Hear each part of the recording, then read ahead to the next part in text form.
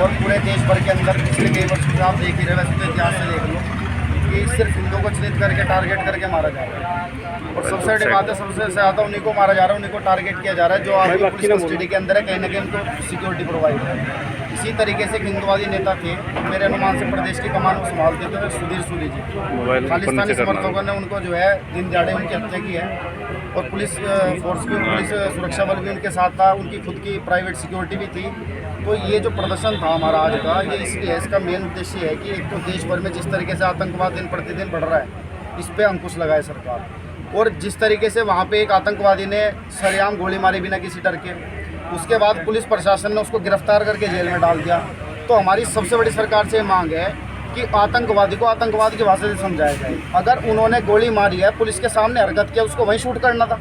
और जिस तरीके से 84 के, देखो जो खालिस्तानी समर्थक के जो लोग हैं, ये ISI के साथ मिले हुए हैं। और ये सबसे बड़ी बात है, हिंदू और सिखों का जैसे 84 के दौर में इन्होंने भाईचारा खराब किया था, भारत की अखंडता को तोड़ा, इन्होंने देश की जो शांति को भंग करवाया था, लोगों को प्रताड़ित किया, वही काम ये दोबारा देखने को आ रहा है। और सरकार अपने लॉ एंड ऑर्डर को मजबूत करे, कहीं ना कहीं कानूनों में संशोधन करे। सबसे मेन हमारा जो, देखो हम भी धर्म दल के लोग हैं, लेकिन हमने सबसे पहले प्रायोरिटी हमेशा कानून को दी। लॉ एंड ऑर्डर खराब ना हो, नहीं तो ये चीज़ें हर व्यक्ति कर सकता है उठा के, लेकिन कहीं ना कहीं हमें चाहते हैं भाई देश की सुरक्षा, देश की शांति बन हो और ये अखंड रहे। तो सरकार से मेन हमारा ये है कि देश प्रदेश की संस्थाओं से भी, जो इंटेलिजेंस एजेंसी है, कि इन पर निरंकुश लगाए। इनका प्रभाव बहुत बढ़ा हुआ है। और कुछ जो खालिस्तानी समर्थक के जो लोग हैं, वो खासकर सिख युवाओं को गलत गाइडेंस दे रहे हैं, जिसके माध्यम से कहीं ना कहीं उग्रवादी समर्थन से टच में आ रहे हैं और उनका रास्ता गलत हो रहा है। सारा हिंदू समाज यहाँ एकत्रित है और मैं हिंदू समाज को यही बोल रहा हूँ। देखो पश्चिम बंगाल के अंदर भी आपको पता है पुलिस खड़ी थी और निर्मम हत्या पुजारी की हुई वहाँ। यही काम पंजाब के अंदर हुआ और ये कोई नई हत्या नहीं हुई, हजारों हत्याएं, हजारों हत्या हुई। वही जो पश्चिम बंगाल पालघर वाली भी थी, पुलिस कस्टडी वहाँ भी थी। तो हिंदू समाज जो है ना कहीं सरकार, देखो हम भी आज ज्ञापन ही देने आए हैं, लेकिन ये हमारे लिए भी दुर्भाग्य की बात है। लेकिन हम अपना रवैया बदलेंगे। ज्ञापन देने की जो पद्धति है और कैंडल मार्च की जो पद्धति है, सरकार को ये हम लोगों को बंद करनी चाहिए। आपने देखा होगा जो इस तरीके के आतंकवादी जो समर्थक लोग हैं, ये कभी भी किसी प्रकार से प्रशासन से सहयोग नहीं मांगते। ये क्या करते हैं, अपने लोगों को चिन्हित करते हैं और उनका बदला लेते हैं। तो यही आग्रह है जितने भी हिंदू भाई युवा साथी हैं, देखो लड़ाई तो हम लोग वैसे भी लड़ रहे हैं, लेकिन देश हित के अंदर लड़ें और अपने आप को मजबूत करें, अपनी जाति को खत्म करें, अपने क्षेत्रीय विवाद को खत्म करें, आपसी मनभेद को खत्म करें। और एक दबंग सेना, देखो महाराणा प्रताप के वंशज हम सभी, हम राम परशुराम के वंशज हैं, और हमसे बड़ा शक्तिशाली कौन हो सकता है धरती के ऊपर। लेकिन हमारे आदमी इतने हो गए। और इसी मंच के माध्यम से एक रिक्वेस्ट मैं मंदिरों से करना चाहूँगा, मंदिर के अंदर चाहे वो किसी भी बिरादरी का बैठा हो, चाहे वो संस्था में हो या वो पाठ पूजा का काम करता हो, देखो कोई भी आतंकवाद शुरू होता है वो आपको पता है कौन से धार्मिक इस तरह से उसका प्रशिक्षण चला हुआ है। चाहे देवबन का आप उत्तर प्रदेश के अंदर देवबन लगा लो, उनका प्रशिक्षण सिर्फ यही है, आतंकवाद है, गजवा हिंद है, इस देश को दोबारा से जो है गुलाम करना, जैसे पहले औरंगजेब ने किया था। तो हिंदू समाज को खुद अपनी सुरक्षा के लिए आगे आना पड़ेगा और हर हिंदू शस्त्रधारी बने, हर हिंदू अपने घर में हथियार रखे। इसमें दिक्कत क्या है, जब और पक्ष के लोग सरेआम हथियार लेके चलते तो हमें क्यों रोक रहे। देखो हमारे पूर्वजों ने हथियार लाखों साल पहले उठा लिए थे, महाभारत के जब युद्ध हुए थे। और लेकिन आज हमारा हिंदू समाज अपनी शक्ति भूलता है। कोई राजनीतिक आदमी कोई रैली निकाल दे, कोई प्रस्ताव पारित करते तो हर व्यक्ति उसकी गुलामी करने के लिए रैली निकाल देता है। लेकिन कोई भी आदमी जब देश और धर्म की बात आती है ना, वो लोग भी नहीं दिखते जो हिंदुत्व के नाम पे वोट लेते हैं। वो सरकारें भी चुप है और वो हिंदू दलाल संगठन भी चुप हैं जो सरकारों को वोट दिलवाते हैं, जिन्होंने सरकारें बनवाई बहुमत से, वो क्यों नहीं शूट के ऑर्डर निकलवाते इनको। आप कहीं ना कहीं सारा बीजेपी की तरफ दे रहे हैं। मैं तो सबको, देखो हम किसी का गुलाम नहीं है, मैं पहले बता रहा हूँ, हमने शहीदों की पूजा करता हूँ सुबह उठ के, और महाराणा प्रताप का आदर्श, उनको आदर्श मानता हूँ, चंद्रशेखर आज़ाद को आदर्श मानता हूँ। चाहे कोई हिंदू विरोधी पार्टी हो, हिंदू समर्थित पार्टी हो, क्यों नहीं दिखते जब इस प्रकार की हत्या होती है। मान लिया कहीं शांति का मामला है, वहाँ जाके जय गौ माता ही बोलते हो, जय श्री राम भी बोलते हो, ये जय श्री राम वाले तो मर रहे हैं। ये जितने भी लोगों को टारगेट करके जो मारा जा रहा है, कौन है ये, हिंदुत्व के लिए तो काम कर रहे हैं। तो इनके ऊपर प्रतिक्रिया क्यों नहीं देती सरकार। और वो संगठन कहीं नहीं पहुँचते भाई साहब। यहाँ पे देख लो हरियाणा प्रदेश के अंदर ये पहली आवाज़ हमारे दल ने उठाई है यहाँ, और उठाते भी रहेंगे। और गुरु हनुमान जी अगर आदेश रहा तो वो सेना फिर से बनाएंगे जो महाराणा प्रताप ने हल्दी घाटी में उतारी थी। मैंने पहले भी कहा था कि ज्ञापन देना हमारी एक मजबूरी है अभी, क्योंकि जिस प्रकार से हम समाज के अंदर अपने देश और धर्म की सुरक्षा के लिए एक क्रांति का बिगुल बजाना चाह रहे हैं, वो भी उस स्तर तक पंचकुला इस हरियाणा के अंदर नहीं पहुंचा। लेकिन करूंगा इस काम को।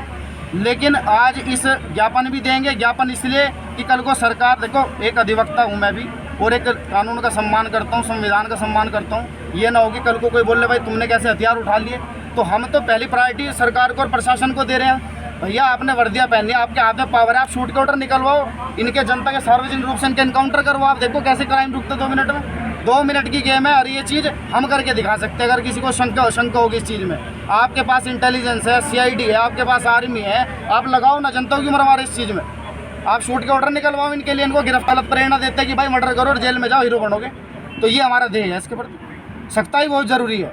अभी कहाँ से लोग आएंगे यहाँ पे अपने हिंदू? देखो अपना ये कोई इतना बड़े स्तर पे प्रदर्शन नहीं हमने किया, ये जिला स्तर के सारे प्रमुख कार्यकर्ता हैं, क्योंकि हम आज ज्ञापन देने के लिए आए हैं। लेकिन अगली रणनीति इस मंच के माध्यम से जो भी युवा साथियाँ उपस्थित हैं, जो नहीं भी हैं और जो इस बात को सुनेंगे, वो मजबूत हो जाओ, तन से भी, मन से भी, धन से भी। और सबसे बड़ी बात है, उन संस्थाओं को, उन धार्मिक स्थलों को चंदा देना बंद कर दो जो आपके इस धर्म की सुरक्षा के लिए आवाज़ नहीं उठाते। एक बात बताओ मुझे, दुख तो हमें अपने लोगों से है, दूसरे पे मैं क्या उंगली उठाऊं? सबसे पहले दुख हमें अपने समाज और अपने उन दलालों से है जो बैठे हैं धार्मिक स्थलों के अंदर और पैसा धर्म के नाम पे धंधा जिन्होंने बनाया है। आती है किसी की प्रतिक्रिया कभी? कोई एक सरदार भाई से किसी की लड़ाई हो जाए, पूरा जत्था उनका पेश होता है। मुसलमान से लड़ाई हो जाए, उनकी पूरी कजुबाइन फोर्स से रोड पे निकलती है। हमारा कोई निकलता है कोई मंदिर वाला आदमी कहीं भी, या कोई जो संस्था चला रहा है, उस संस्था के अंदर मैनेजमेंट के अंदर हर बिरादरी का आदमी होता है। इसलिए मैं सारे हिंदू समाज की 36 बिरादरी को टारगेट कर रहा हूँ इस चीज़ में। ये आज तुम्हें करना पड़ेगा, तो मंदिर छोड़ दो, मंदिर दलों के हवाले कर दो, और कसम भगवान रामचंद्र जी की, ना अखंड भारत और हिंदू राष्ट्र का बिगुल बजवा दिया,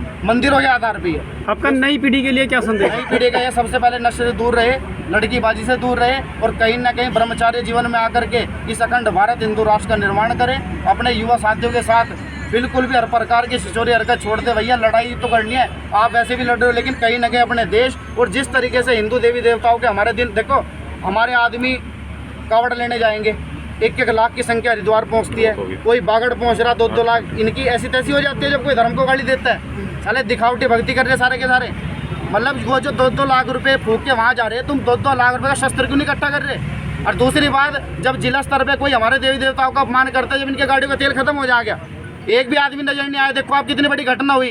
क्योंकि कहीं ना कहीं ये धंधा चल रहा है धर्म के ऊपर, और इसको बंद करेंगे। और खासकर अपने जो परिवार, हमसे जो हजारों परिवार जिले में जुड़े हैं, कोई भी व्यक्ति किसी प्रकार, किसी संस्था, किसी बाबा या किसी बड़े मंदिर को बिल्कुल फंड बंद कर दे। भाई आप क्रांतिकारी बिगुल के आदमी हो, अपने संरक्षण, अपनी सुरक्षा के लिए अपनी सामग्री जुटाएं, और अपने क्रांतिकारी गरीब परिवारों को, जो भी बच्चा अगर पढ़ना चाहता है वो अधिकारी लेवल तक वो पढ़े, उसको आर्थिक मदद दें और अपने आप को मजबूत बनाएं। हाँ, उस मंदिर को जरूर सपोर्ट करो जो आपको कहते ठीक है भैया, अगर प्रशासन नहीं सुने तो 1000 हथियार हम आपको देंगे, और अपने आत्मसम्मान की रक्षा करो आप।